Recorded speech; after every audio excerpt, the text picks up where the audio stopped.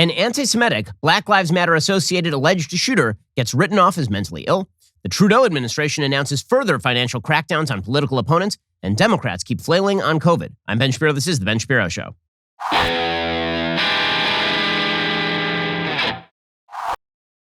The Ben Shapiro Show is sponsored by ExpressVPN. Protect your online privacy today at expressvpn.com/Ben. Alrighty, folks, we'll get to the news in just one moment. First, if you haven't switched over to Pure Talk yet, you are just not saving enough money. You aren't. I mean, you're spending too much money on Verizon or AT&T or T-Mobile. They are all overcharging you for data, for service, because they need to make their overhead somehow.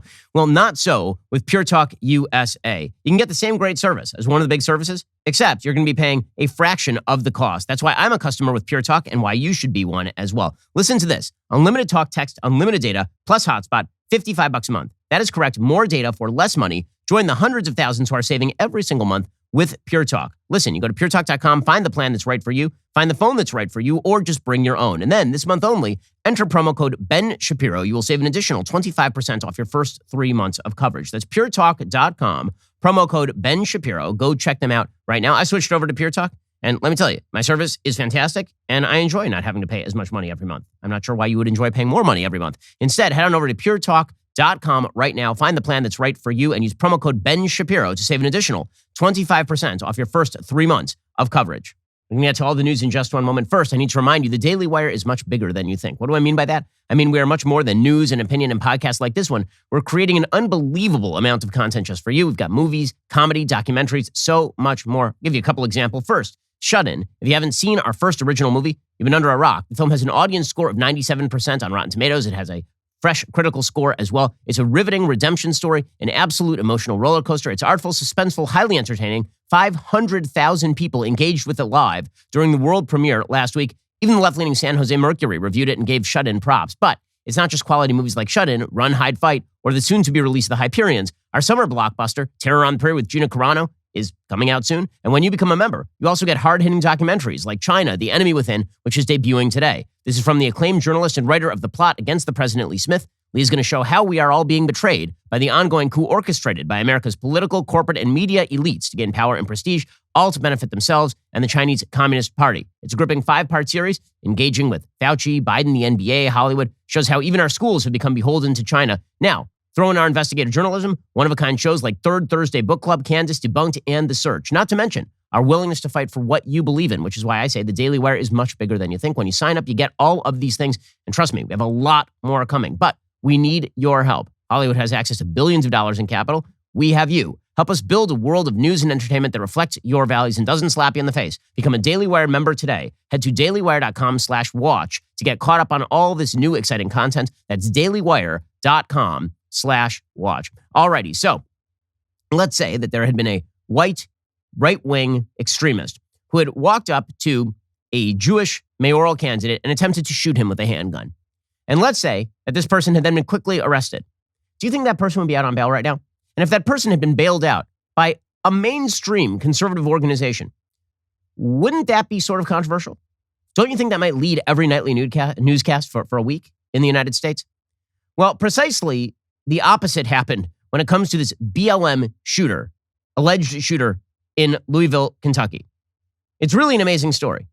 It's an amazing story because it demonstrates full scale how the media are perfectly willing to downplay, ignore, pretend it didn't happen when it comes to people of the left who engage in violence against Jews particularly. That has been going on for quite a while. As an Orthodox Jew, I follow anti-Semitic stories pretty closely. And I've noticed that it is only certain types of anti-Semitism that the media like to pay attention to. When there are a bunch of moron Hitlerites up in Orlando carrying signs, then this becomes a national news story. And if Ron DeSantis condemns them, but not in the terms that the left would like, then Ron DeSantis becomes an anti-Semite. If there is a right-wing extremist shooter who shoots up the Tree of Life Synagogue in Pittsburgh, that, of course, is a national news story. If, however, a radical Muslim attempts to murder a bunch of Jews at a synagogue in Texas, that's a national news story for like a second. Or if a black Hebrew Israelite attempts to murder a bunch of Jews in New Jersey, that's not a story pretty much at all. Or if there's an ongoing spate of violent attacks by young black men against Jewish people in Williamsburg, in New York, that's not a story. It doesn't make the front page. Not only does it not make the front pages, it doesn't make the back pages. The mayor of New York, Bill de Blasio, declares himself astonished that there's any anti-Semitism in his state. And this pattern holds true throughout. Anti-Semitism when it comes to the left, is a tool that is used only to attack its political opponents. They don't care about anti-Semitism as an actual phenomenon. They don't, I will equally condemn anyone, right, left, or center, who engages in actual anti-Semitism. The left will not do the same. They will coddle their anti-Semites. They will stroke their anti-Semites, the ones in Congress particularly. And groups that engage in overt anti-Semitism, they will donate billions of dollars to. Black Lives Matter as an organization engaged in wild anti-Semitic tropes about Israel, for example, didn't stop corporations from giving it $21 billion to BLM directly or to associated causes. When it comes to BLM organization directly, it raised some $90 million in 2020. Well, the latest iteration of this particularly bizarre phenomenon and troubling phenomenon is the reaction to the attempted shooting of a Jewish mayoral candidate, Democrat, by the way, in Louisville by a 21-year-old activist. According to the New York Post, the 21-year-old activist charged with trying to murder a Kentucky mayoral candidate has been released from jail after his $100,000 bond was posted by a bail fund supported by the local Black Lives Matter chapter. So just to get this straight, you had a BLM activist who attempted to murder a Jewish mayoral candidate, Democrat, in Louisville. And then his bond was immediately posted by the local BLM chapter. And this has received maybe a little bit of national news coverage, certainly not blanket national news coverage. Now imagine, for example, that the Heritage Foundation had bailed out the Tree of Life shooter. Wouldn't that be the biggest story in America? Not for days, for weeks, for months. Wouldn't it be a blot on the entire right? Not so when it comes to BLM. There are no expectations of BLM. In fact, the expectation is that they're just doing something to protect diverse audiences. Quintez's Brown's cash bond was paid Wednesday afternoon by the Louisville Community Bail Fund, which is an arm of Black Lives Matter Louisville. Brown is accused of firing multiple shots inside the Louisville office of mayoral hopeful Craig Greenberg on Monday. He walked free from the Metro Department of Corrections just hours later. BLM Louisville organizer Chanel Helm, who co-founded the bail fund, told the outlet Brown would be safer out of prison and claimed he was suffering PTSD after 2 years of social unrest in the COVID-19 pandemic. So he's like a member of the U.S. military who served in Afghanistan and had to witness carnage and chaos because he had PTSD from protesting and from COVID-19, which, again, we all lived under the same regime for COVID-19 for like a couple of years. Helm said, in this case, we're dealing with someone that has mental health issues. They're calling for this individual, this young man who needs support and help, to be punished to the full extent. It's a resounding message that people are down for the torture that has taken place in our jails and prisons. The Louisville Bail Fund says on its social media page it exists to not only bail out folks, but provide post-release support to get them jail, fed, and to a situation of safety. Well, this prompted Mitch McConnell, the Senate Majority Leader, to point out the hypocrisy of both the media and of BLM yesterday. Here's the Senate, soon-to-be Majority Leader, Senate Minority Leader Mitch McConnell. This far-left Black Lives Matter activist and defund the police cheerleader walked into a Jewish Democrats' campaign headquarters and opened fire. Obviously, every aspect of this is still under investigation, including the suspect's mental condition. But guess what? He's already been let out of jail. This is just jaw-dropping. The innocent people of Louisville deserve better. And again, the rule for the left is that when somebody is an extremist on the left, it must be because they're crazy. Because obviously their views are right. It's just they went a little nuts. I mean, what can you blame them? They just went a little bit crazy. When somebody on the right, they're emblematic of the entire right-wing movement all over the world. If you are remotely associated with, even if you're not associated with the right, they'll attempt to link you, right? If you are the Gabby Giffords shooter in Arizona and you're an actual crazy person, the left will attempt to link you to Sarah Palin. But if you're this guy who's an actual BLM activist who's written for the Louisville Courier-Journal, who was given awards by organizations that had been endorsed by people like Barack Obama, if you're that guy, then it's just you went a little crazy, man. Metro Council President David James also slammed the bail fund's controversial decision to post Brown's bond, according to the New York Post, saying they're going to be responsible for what he may or may not do to anybody. Brown, a University of Louisville student who is running as an independent for Louisville's Metro Council, has been fitted with an ankle monitor, is being placed on home incarceration ahead of his trial. He was arrested and charged with attempted murder after opening fire with a 9mm Glock handgun inside Greenberg's campaign office on Monday. He's also charged with 4 counts of wanton endangerment for allegedly firing shots near Greenberg's staffers. A judge on Tuesday ordered Brown to have no contact with Greenberg or his staff and said he cannot possess firearms either. Alrighty, in just 1 second, what would you say if I told you that this Black Lives Matter alleged shooter was pretty obviously anti-Semitic and didn't like Jews, and maybe that had something to do with the shoot? We'll get to that in just 1 second. First, let's talk about a simple fact. For a lot of jobs these days, you need a degree. But you don't want to go to a university that's going to indoctrinate you in stupidity. Instead, you want a university that not only is a value, but also shares many of your values. This is why you need Grand Canyon University. It's an affordable private Christian college, one of the largest, fastest growing universities in the country. Located in sunny Phoenix, Arizona, GCU has not increased campus tuition since 2009. They've delivered over $290 million in scholarships to online and campus students in 2020 alone. Grand Canyon University offers 275 degree programs with over 250 of them online. So if you're looking to earn your degree online with supportive counselors and faculty from around the country, or you want to go to one of the top 20 best college campuses in America, or you feel truly connected to a community, find your purpose at Grand Canyon University. Private, Christian, affordable. I've visited GCU. It's a beautiful campus, wonderful people over there. Go check them out today. Visit gcu.edu/myoffer to see what scholarships you qualify for. Again, that's gcu.edu/myoffer to get started. Police said Brown appears to have acted alone. They're still investigating a motive for the shooting. Well, I mean, I have some ideas about the motive for the shooting. My ideas about the motive for the shooting come directly from the suspect's social media page. The Daily Beast, no right-wing source this, says the violent incident, likened to an assassination attempt, came after Brown veered toward increasingly radical politics in recent years, meeting just last week with a representative for a black nationalist paramilitary group. Brown, 21, is facing several charges, including attempted murder. A former intern and editorial columnist of the Louisville Courier-Journal, Brown wrote in the paper that he had studied philosophy and Pan-Africanism while at the University of Louisville, so they obviously did a wonderful job over there. There, he'd previously served as the opinion editor of the school's newspaper, The Cardinal, and as an MLK scholar. After Breonna Taylor was killed by Louisville police officers during a notorious March 2020 raid, Brown found himself at the forefront of the city's protests. He wrote several columns in the Courier-Journal about social justice. He also founded From Fields to Area, a group advocating for political education and violence prevention training for city youth. He was featured on MSNBC in 2018, where he spoke about wanting common sense gun reform. He was also featured by the Obama Foundation as a rising face. He participated in the former president's My Brother's Keeper program, becoming one of just 22 students nationwide, inviting to the inaugural gathering of the My Brother's Keeper Alliance. He said, "I have seen the consequences of poverty and centuries of systemic racism and oppression. I believe in the potential of everyone. I cannot stand by silently while I see the lives and potential of my brothers and sisters be cut short due to systemic injustice. Our brothers need hope. Our brothers need positive role models. Our brothers need mentors." He's also taken pictures with everybody from Al Sharpton to Kentucky Senate candidate Charles Booker. In a 2021 Twitter post, Booker described Brown as a brilliant young scholar who'd spoken at his Senate launch years prior. Now, here is the problem.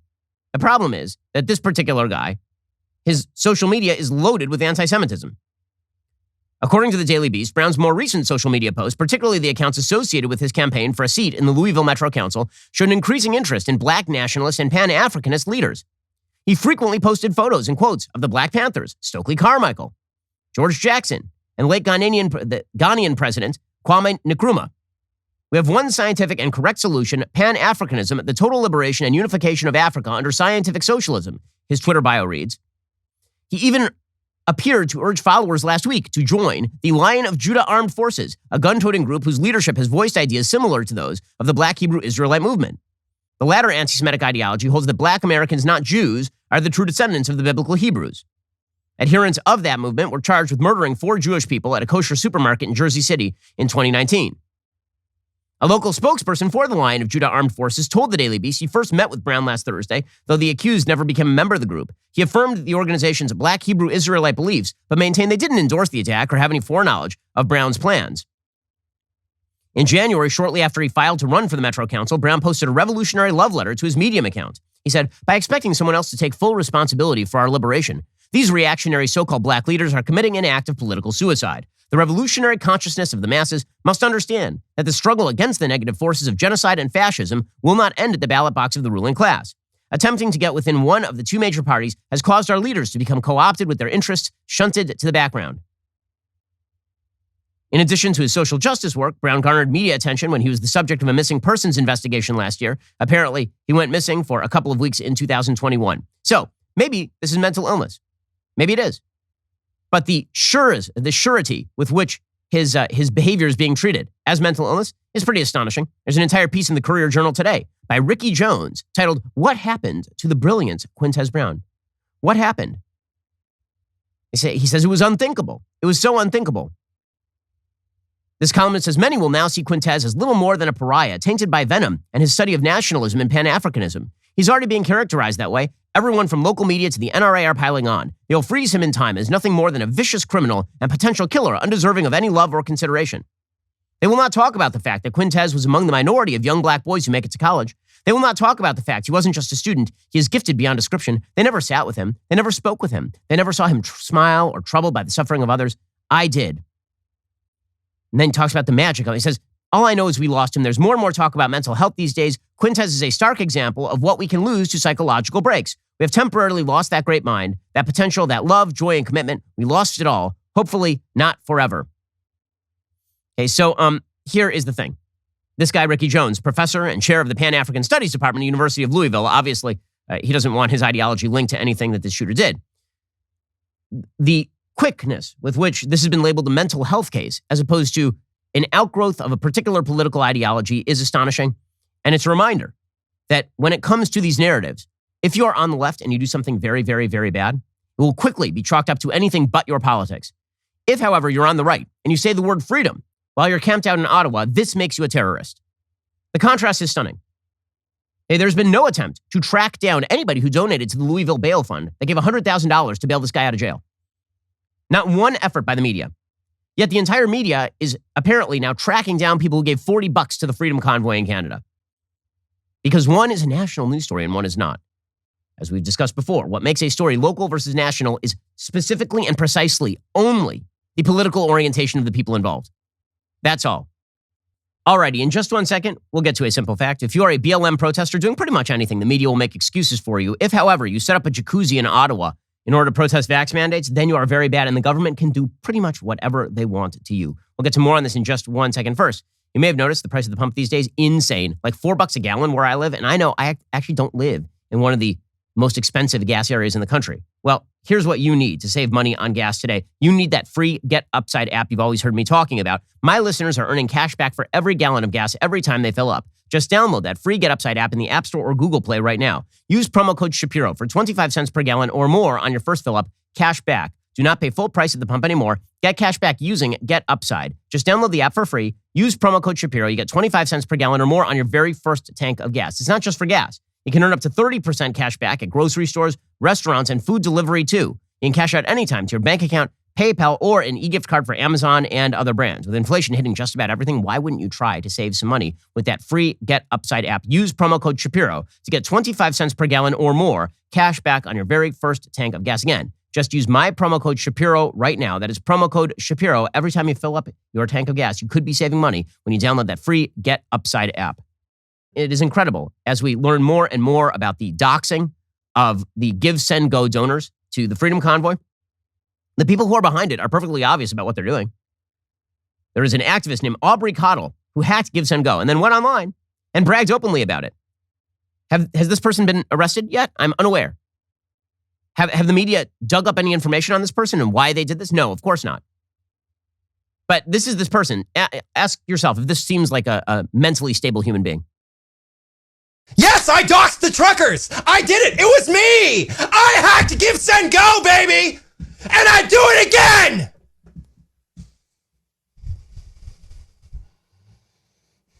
I do it 100 times.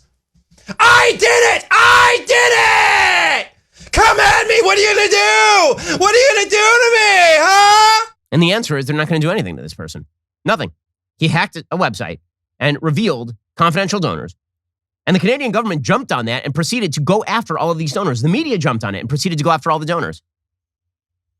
And so if you donated to the Freedom Convoy, this makes you akin to a terrorist. If you're an actual possible terrorist, then you're probably mentally ill if you're on the left because you were associated with Black Lives Matter, which makes you one of the good people.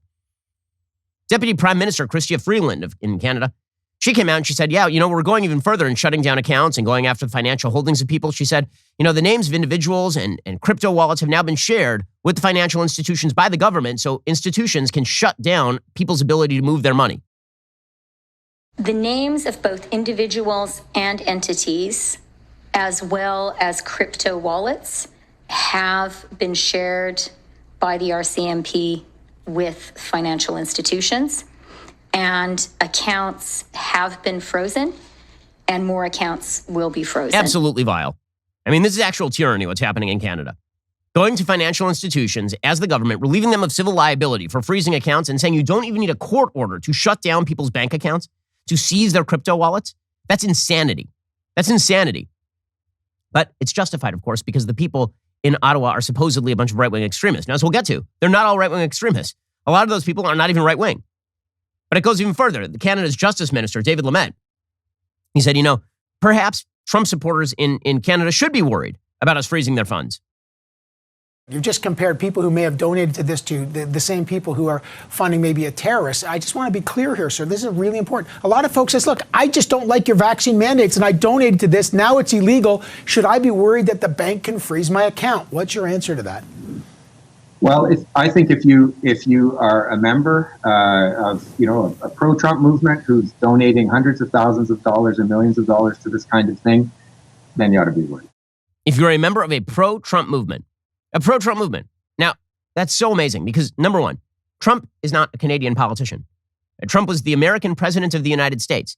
Trump didn't sponsor the Freedom Convoy. Trump has nothing to do with the Freedom Convoy. But if you drop the word Trump in there, Canada suddenly thinks it's totally okay to look at shutting you down and seizing your cash and freezing it. It's unreal. I mean, that is full-scale tyranny. It's thought crime. So they will say that your thoughts are criminal in Canada, and they will shut down your accounts without a court order. If you gave money to the Freedom Convoy that didn't go for criminal activity, it just went for their gas, or to buy them, for example, a bouncy house for their kids, which is one of the things that's happening in Ottawa. If you did that, you're basically akin to a terrorist. If you're an actual terrorist, possibly, this Black Lives Matter activist who attempted to murder a Jewish Democrat in Louisville, well, then it's just mental illness. And we should all, really take a step back. That's even worse. The Ottawa police chief, he came out, he said, listen, we're not even going to allow people to come down into Ottawa for the unlawful activity of engaging in demonstrations. Since when is it an unlawful activity to engage in demonstrations? I've noticed that you didn't feel this way about the actual BLM demonstrations in June 2020 when Justin Trudeau, that pathetic dweeb of an idiot, Justin Trudeau is just, he is one of the least impressive human beings on planet Earth. He is a mashup, as I've said before, of Derek Zoolander and Nancy Pelosi with a dash of Bernie and maybe some Fidel Castro genetic material, but maybe not. Anyway, Justin Trudeau went and rallied with BLM in the middle of a pandemic. So, Captain, I'm so worried about the pandemic that I have to seize all your funds and, really make sure that we all are together as Canadians in supporting tyranny. That guy, he was perfectly willing to buck all of the COVID rules for June 2020 in the middle of the pandemic. Now the pandemic is basically ending in Canada because a bunch of provinces have decided to relieve their rules. And he is now empowering people to shut down basic fundamental freedoms like the freedom to demonstrate. Here's the Ottawa police chief. It's truly frightening stuff. And obviously, I don't know when you guys are going to go in or whatever, but there's still lots of people just walking on Wellington Street and all that are supporting. So and they're probably going to continue. What are you saying to these people if they don't want to leave either? So our message has been pretty consistent around that. And more importantly, the message from our community and our residents has been pretty consistent around that. Do not come to our downtown core. We are tired of what's occurring there. We're sick of what's happening in our streets, so leave our area. We will continue with that message this weekend, but you're seeing an increased enforcement presence, and we won't be allowing people to come down for the unlawful activity of engaging in demonstrations. Unlawful activity of engaging in demonstrations? I wasn't aware that engaging in demonstrations is unlawful activity. You want to say unlawful activity of blocking traffic, unlawful activity of violating the law? What makes it engaging in demonstrations is now unlawful in Ottawa? This is frightening stuff. So all of this should frighten you. But here's the thing. What was the left all hot and bothered about yesterday? What the left was hot and bothered about is the fact that Elon Musk tweeted out an internet meme about Hitler. This is what the left was super worried about. So just to get this straight, if a Black Lives Matter activist attempts to murder a Jew in Louisville, this is not anti-Semitism. Even if his page is loaded with not anti-Semitism. However, if Elon Musk makes a Hitler joke about a leader who has now invoked an Emergencies Act to freeze bank accounts and utilize dictatorial power, Elon Musk must be secretly a vicious anti-Semite. And he tweeted out a meme of Hitler. It said, "Stop comparing me to Justin Trudeau. I had a budget." Okay, that's right. That's a very old internet joke, right? What's the difference between ex-politician and Hitler? Hitler had a mustache, right? These are very old internet jokes. They're not anti-Semitic. Okay, like, let me explain. As a person who has been attacked with probably more anti-Semitism than nearly anyone in American public life, I can safely say that is not an anti-Semitic meme. But here's the thing. The left gets angry at memery that they can try to generate outrage about anti-Semitism, but actual attacks on Jews, they don't give any craps. They don't care at all. Like, not one iota. Because always the double standard applies. If you're on the left, you must be good. If you're on the right, you must be bad. If you're libertarian, if you don't agree with the left, you must be bad. The true anti-Semitism is Elon Musk tweeting out Hitler memes, not about the Jews, but about Justin Trudeau's treatment of dissent. That's it. That's real anti-Semitism. Black activists trying to murder a Jew, not actual anti-Semitism. Alrighty, coming up every day, more bad polling for Democrats. The DCCC, the Democratic Congressional Campaign Committee, they have some internal polling that just got leaked. It is horrific for them. We'll get to that in just one moment. First, every time you go to the auto parts store, here's what happens. You stand in line for a long time, finally get to the front of the line, and then they're like, yeah, there's a supply chain shortage. We don't have the part. We'll order it online, and then we'll upcharge you 30%. What do you say? Or you could just, go online and order the part yourself with rockauto.com. Why would you choose to spend 30%, 50%, 100% more for the exact same auto parts at a chain store or a new car dealership?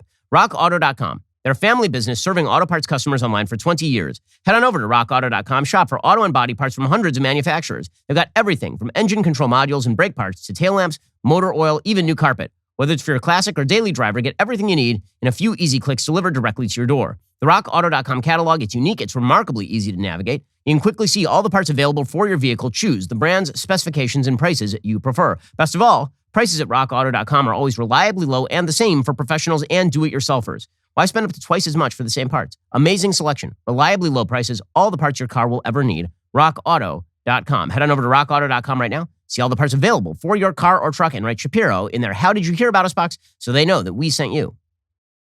Okay, meanwhile, the Democratic Congressional Campaign Committee has some internal polling, and it is just brutal for them, particularly on COVID. So according to SanFranciscoGate.com, Eric Ting writing, the Democratic Congressional Campaign Committee is concerned that Republican attacks on the Democrats' handling of COVID-19 have, quote, alarming credibility, according to a slide deck obtained by SFGate. The DCCC conducted a poll around the competitive House districts for the upcoming 2022 midterms. These are the 60 most competitive House districts. Findings from the poll were presented to DCCC officials on Thursday morning. One slide in the presentation, shared with SFGate by someone who attended the presentation, says many of the Republican attacks tested have alarming credibility, including Republican attacks on COVID-19 policy. The poll found 57% of voters in competitive congressional districts agree with the statement Democrats in Congress have taken things too far in their pandemic response. 66% of self-defined swing voters in competitive districts agree with that statement. White and Hispanic voters in competitive districts were equally as likely to agree, 59%. Black voters, 42%, and Asian voters disagreed with the statement. But those numbers are not good for Democrats. If you have 4 in 10 black voters agreeing with the Republicans and 4.6 in 10 voters who are Asian agreeing with the Republicans, Democrats just get walloped. The poll did not define what taking things too far means. The DCCC found that critiques of COVID-19 restrictions were slightly less potent than other issues. In swing districts, 64% of voters agreed with the statement, Democrats in Congress support defunding the police and taking more cops off the street. The internal poll found that 80% of self-defined swing voters in competitive districts agreed with the same statement. 62% of voters in contested districts agreed with the statement, Democrats in Congress have created a border crisis that allows illegal immigrants to enter the country without repercussion and grants them taxpayer-funded benefits once here. 78% of swing voters in those districts agreed. 61% of swing district voters agreed with the statement, Democrats in Congress are spending money out of control, and Democrats are teaching kids as young as 5 critical race theory, which teaches that America is a racist country and that white people are racist. And 59% agreed with the statement, Democrats are too focused on pursuing an agenda that divides us and judging those who don't see things their way. Disastrous numbers for the Democrats. Well, here's the thing. All of those things are at root true. You can quibble with the legality. Right? Are Democrats actually giving taxpayer-funded benefits to illegal immigrants at the federal level? No, they can't receive federal welfare benefits. However, in a wide variety of states like California, the answer is they are receiving many taxpayer benefits. Are Democrats actually actively attempting to defund the police from the federal level? The answer is no. However, do Democrats support federal crackdowns on police departments across the country and broad-scale attempts to shift money from police departments to other social services? The answer, of course, is yes. And people have caught on to this. But Democrats are stuck in this death spiral with their own radicalism. They cannot get out. So the DCCC chair, Sean Maloney. He says, it'll be fine. Biden will be able to tell his story. Well, what story exactly is that going to be, sir? What would you like to see in the State of the Union with regard to American families waiting to hear from the president? Well, you got to sell. You have to assume that no one knows anything, and you need to, in clear, simple terms, like a human being, tell them what the heck we've been doing, because it's good stuff. Yeah, it is not good stuff, by the way. And the Democrats can't get their messaging straight on COVID. And COVID ties into all of this because, again, COVID really removed a lot of sort of the barriers to cause and effect that exist in politics. Usually when a policy passes, there are a bunch of intervening factors. COVID removed all those intervening factors. So we saw immediate response to bad Democratic policy. And yet Democrats continue to say, we're going to follow Fauci, we're going to follow Walensky. They made these people into religious figures because they hate Donald Trump that much. They said that politicians can't make these decisions for us. Politicians have to delegate this to the experts. And they said that because they hated Trump. They didn't like that particular politician. Well, the problem is they created a box they can no longer get out of. So you still have Anthony Fauci saying that it is risky to have kids stop wearing face masks. Under what rubric? The death rate for children from COVID-19 is infinitesimal. Children are safer never having had a vaccine than adults are having been fully vaccinated and boosted. Here is Anthony Fauci. We could get lucky because the trajectory right now is going way down.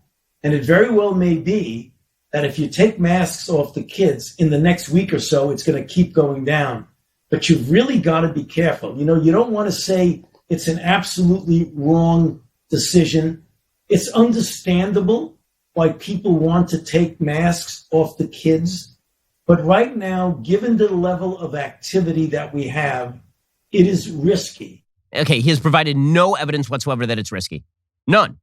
Countries all over the world have unmasked their kids a year ago. Well, where is his evidence for this? He'll cite the CDC, but the CDC can't cite any data that actually backs this. Meanwhile, Rochelle Walensky is openly lying about this sort of stuff. She tweeted out yesterday, quote, "In recent months, we have seen hospitalization rates among children higher than any point in the pandemic. Parents, I strongly encourage you to get your eligible children vaccinated against COVID-19. To best protect children not eligible, surround them with vaccinated people." So here is the thing. She's lying. That's not true. Those are kids with COVID. The CDC itself has discovered this. When you're talking about kids at record levels of hospitalization with COVID, yes, with COVID, because COVID is hitting everyone. Omicron hit everyone. That doesn't mean they're there because of COVID. But Democrats cannot pull out of this tailspin. They're screwed. They really are, because too much of their base has bought full scale into myths, into the lies that they were telling. And now they've got the monkey's paw. Everybody believed them on their own side, and now they're wedded to those people. So you still have Joy Behar, who again is the it of the Democratic Party, out there saying she might wear a mask indefinitely. Well, if it would shut her up, perhaps that might be a good thing for the rest of humanity, but she has every right to speak what is left of her addled mind. If I go on the subway, if I go in a bus, if I go into the theater, if I go into, where else would I go? A crowded spot. A crowded place, I would wear a mask. And I might do that indefinitely. Because why do I need a flu or a cold even? Right. Well, maybe forever. Maybe forever. She'll be protected from every disease in the history of mankind because she is wearing a cloth mask in a public place. By the way, Nancy Pelosi, she is trying to draw some sort of half-hearted compromise on COVID in the House. So a few weeks ago, it was announced that the State of the Union address would take place with like 25 people there. According to the Associated Press, now all members of Congress have been invited to attend the State of the Union. This is a further step toward normalcy, says Yahoo News. Yet the big annual speech could still turn into a new and disruptive display of national tensions. The guidelines include social distancing and mask wearing during the event. And if you don't do it, then you will be removed. Everyone will be required to be virus tested ahead of time. No guests will be allowed. Good luck with this, man. Like, really.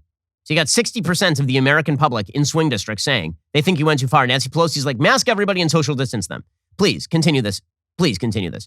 And when it comes to your economic policy, it's even worse. We'll get to that in just one moment. First, now the simple fact is that when you run an e-commerce business, it can be pretty rough. I mean, there are a lot of elements you need to make work all at the same time.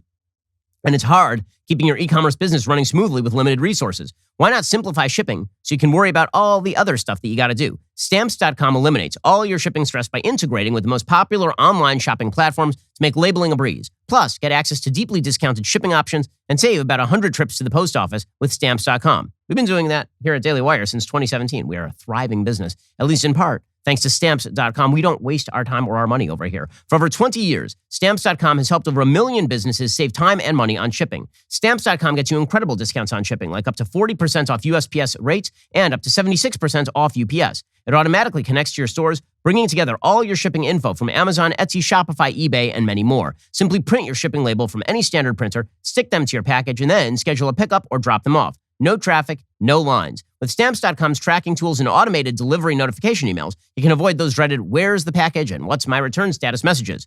If you ever have a question, Stamps.com award-winning U.S.-based shipping support team is ready to help. So stop worrying about shipping today. Start saving time and money with Stamps.com. No risk. With my promo code Shapiro, you get a special offer that includes a 4-week trial plus free postage and a digital shipping scale. No long-term commitments or contracts. Just go to Stamps.com, click on the microphone at the top of the homepage, type in Shapiro. That's Stamps.com, promo code Shapiro. Stamps.com. Easy e-commerce shipping for less. All right, we'll get back to the news in just 1 second. First, last night, we had our third Thursday book club, and it's just fabulous. I really enjoyed it. It's maybe my favorite thing that we do here at Daily Wire. We went over my thoughts and analysis for Mark Twain's Huck Finn. It's a deeply moving book, and going through it with all of you, people who are reading the book alongside me, it's just wonderful. Next book, A Tale of Two Cities by Charles Dickens. I can't wait to read it and discuss it with you next month. Remember, Third Thursday Book Club is a live experience. You get to engage with me like never before. We read the book together, and then you ask me questions, and I respond directly to you. You've built these beautiful sets for each one of the books. Here's the thing. Even if you haven't read the book we discuss, you will feel well read by the time we are done. You'll know a lot more about the books you should have read if you join Third Thursday Book Club. I'm going to be your guide. I'm going to show you why each book is such an important work. And when you sign up, you get my notes. That's a cheat sheet to the important lessons, themes, and characters. And remember, you're doing all of this with thousands of Daily Wire members live. It's not like any book club you've ever been a part of. So remember, pick up your copy of A Tale of Two Cities and then sign up for Third Thursday Book Club at thirdthursdaybookclub.com so you can join us on Thursday, March 17th, 8 p.m. Eastern. Also, make sure to tune in this Sunday for a fascinating new episode of Sunday Special. It features my interview with tech executive Avishal Garg. All about crypto, why you need to know about Bitcoin, what you need to know about this sort of innovation. I think it's fascinating and illuminating. Here's a sneak peek. If you go to some of these Web3 companies, crypto and blockchain, all these companies, they're really young. I mean, these are like college dropouts. This is internet all over again, right? If you remember what the internet was in the early 2000s and kind of the energy that was around that and how young it felt, this is that all over again. Avishal is brilliant, and not only is he brilliant, he can really explain what is going on with crypto. So if you've always been mystified by why people are talking about crypto and what it is, and is it some like weird gamer thing? Well, go check out the interview. You will know a lot by the time it's over. You can stream it at dailywire.com/watch or on my YouTube channel this Sunday. You're listening to the largest, fastest growing conservative podcast and radio show in the nation.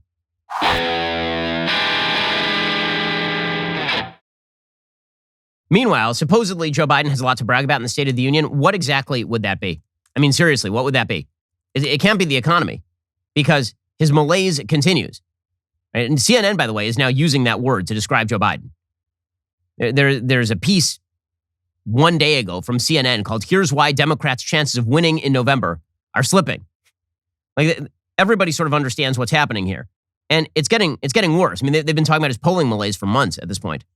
Well, the Dow Jones Industrial Average dropped 600 points on Thursday. That is the steepest one-day loss of the year as geopolitical tensions and the prospect of tighter monetary policy ahead roiled markets.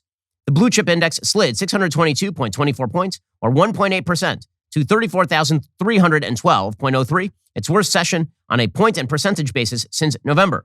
The losses were broad-based. Tesla fell 5%, Morgan Stanley dropped 4.9%, Meta Platforms, which is Facebook, slid 4.1%. 9 of the 11 sectors in the S&P 500 declined, led by tech and communication services groups, which both fell about 3%. Some of that is the chaotic nature of the Ukraine-Russia situation, but a lot of it is the problem of economic uncertainty, the possibility of the Fed cracking down, and the Biden administration has no answer for this. So, for example, they keep blaming a couple of things. One, evil companies, and two, the pandemic itself. So, for example, you have, just yesterday, the Biden economic advisor, Cecilia Rouse, saying that inflation is driven only by the pandemic. It's really the pandemic that's doing all of this. I think that the number one way that the president needs to be focused on, and we all need to be focused on, is getting this pandemic under control. Because this is all driven by the pandemic. Well, no, it's not. And you know who says it's not? Stephen Ratner. So Stephen Ratner was a counselor to the Treasury Secretary under Barack Obama. He has a piece in the New York Times talking about this. He says, in an interview with Lester Holt of NBC last week, President Biden hewed closely to his talking points on inflation, which over the past 12 months has risen at the fastest pace in 40 years. The reason for the inflation is the supply chains were cut off, he insisted, as he has done several times before. Well, no, that's both simplistic and misleading. For starters, the supply chains have not been cut off, just stretched, and supply issues are by no means the root cause of our inflation. Blaming inflation on supply lines is like complaining about your sweater keeping you too warm after you've added several logs to the fireplace. The bulk of our supply problems are the product of an overstimulated economy, not the cause of it. Sure, there have been some COVID-related challenges like health-related worker shortages, but most of our supply problems have been homegrown. Americans have resumed spending freely, and along the way, they've been creating shortages akin to those in a shopping mall on Black Friday. All that consumption resulted from vast amounts of government rescue aid, including 3 rounds of stimulus checks, and substantial underspending by consumers during the lockdown phase of the COVID crisis. There's also been an unforeseen shift in what consumers are buying. With travel still sluggish and many people still wary of returning to entertainment venues, a hunk of purchasing has moved to goods, particularly cars, electronics, and building materials, for which production and distribution capacity is limited. It's a classic economic case of too much money chasing too few goods, resulting in both higher prices and, giving the extreme surge in demand, shortages. A spending increase of the magnitude we're seeing, 25% on durable goods in 2021 over 2020, according to the Bureau of Economic Analysis, would have challenged the capabilities of manufacturers under the best circumstances.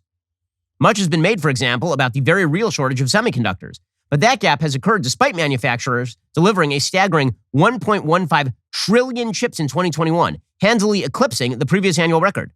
That looks to me like a demand problem creating a supply problem.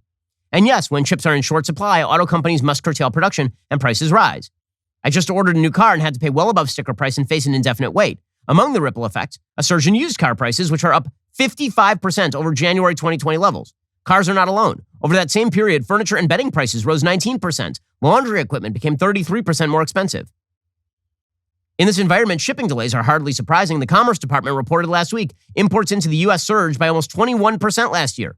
No wonder the volume of goods arriving at the Port of LA hit record levels in 2021.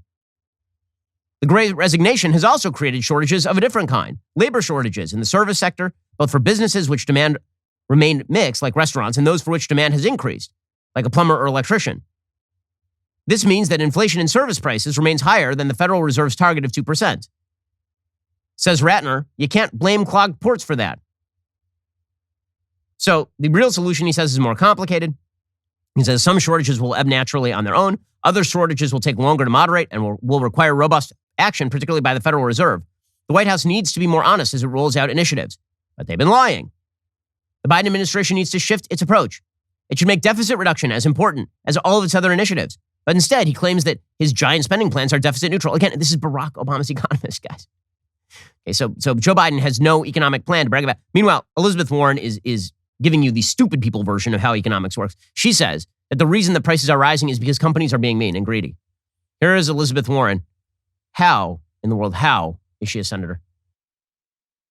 Now, you might think inflation would also be bad for companies. After all, an increase in the cost of doing business would likely eat into a company's bottom line. But that's not happening. In fact, the CEOs of some of the biggest companies have been bragging to their investors that inflation has created a terrific opportunity for them to boost profits. Take the grocery chain, Kroger. Kroger has seen its business boom during the pandemic, with its stock price rising nearly 40% over the past year. Kroger's CEO recently told investors that, quote, a little bit of inflation is always good in our business. So it's their greed. It's their greedy and mean. Man, I wish for those times during Donald Trump's administration when the corporations were just less greedy. Because obviously greed is the militating factor here. That's the only intervening factor. So, I guess that they were just much more altruistic in like 2019.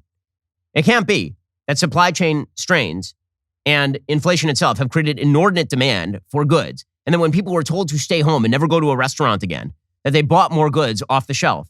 And it can't be that now that the government has blown trillions of dollars into the pockets of Americans, we're talking on the order of $9 trillion in assets owned by the Federal Reserve. We're talking about $7 trillion blown directly into the pockets of the American consumer. Maybe that had an impact on the prices, but no, it's the greed. It's the greed.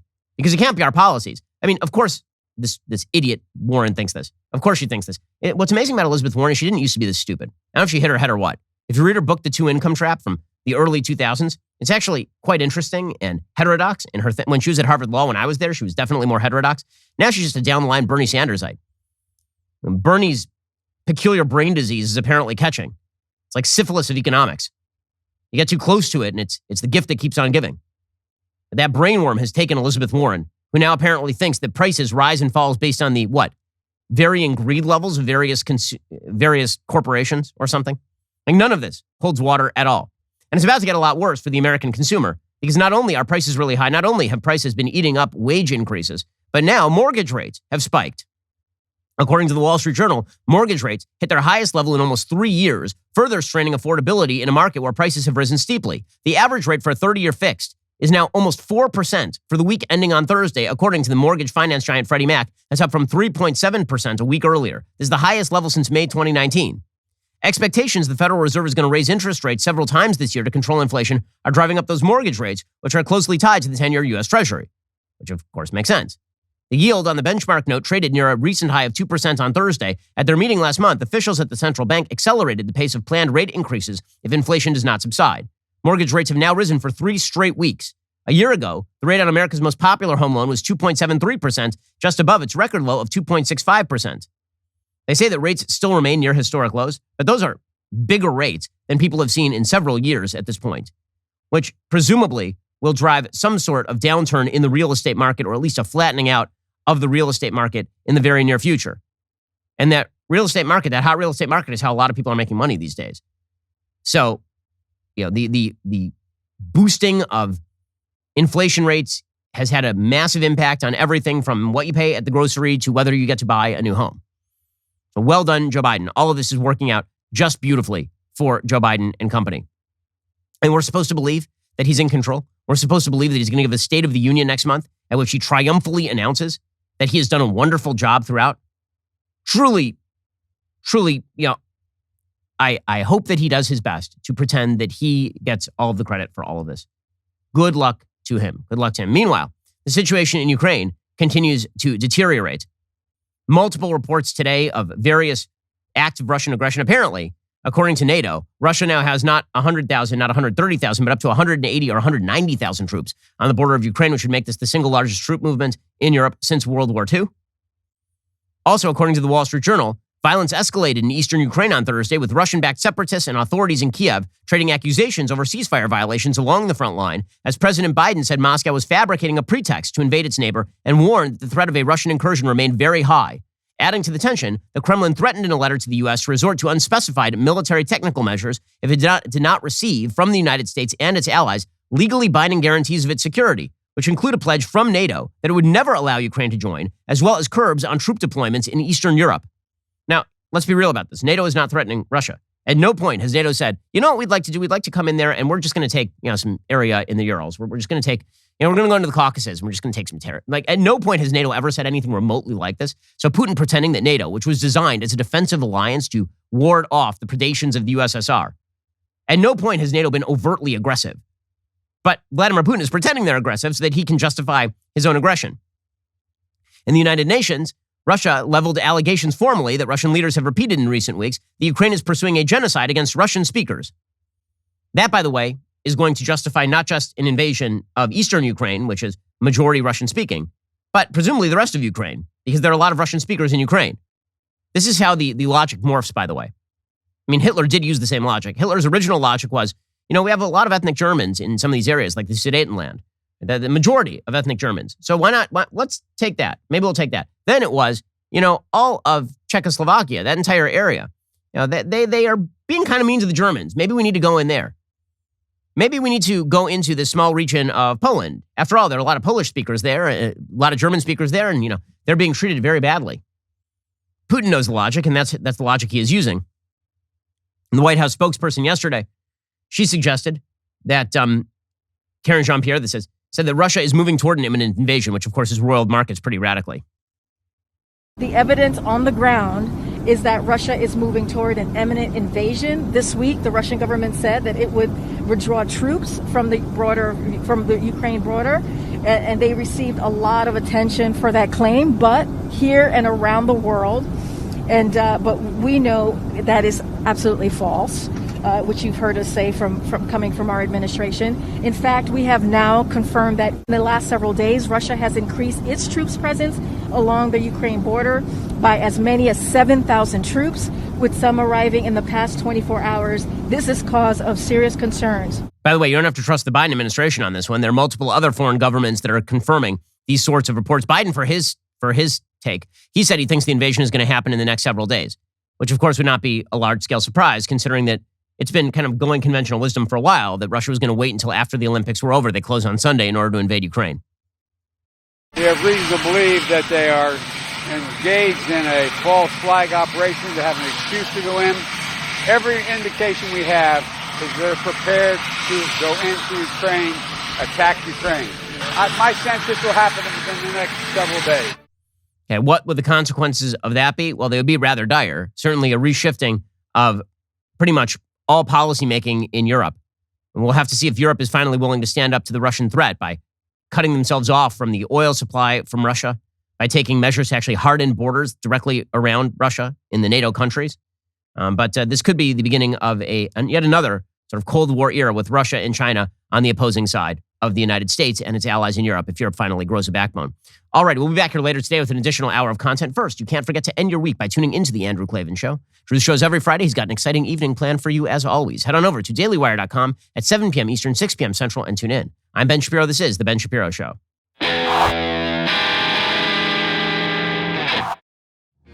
The Ben Shapiro Show is produced by Elliot Feld. Executive producer Jeremy Boring. Our supervising producer is Mathis Glover. And our production manager is Pavel Wydowski. Associate producer Bradford Carrington. Editing is by Adam Sayevitz. Audio is mixed by Mike Coromina. Hair and makeup is by Fabiola Cristina. Production assistant Jessica Crand. The Ben Shapiro Show is a Daily Wire production. Copyright Daily Wire 2022. Hey everybody, this is Andrew Klavan, host of The Andrew Klavan Show. You know, some people are depressed because the Republic is collapsing, the end of days is approaching, and the moon's turned to blood. But on The Andrew Klavan Show, that's where the fun just gets started. So come on over to The Andrew Klavan Show and laugh your way through the fall of the Republic with me, Andrew Klavan.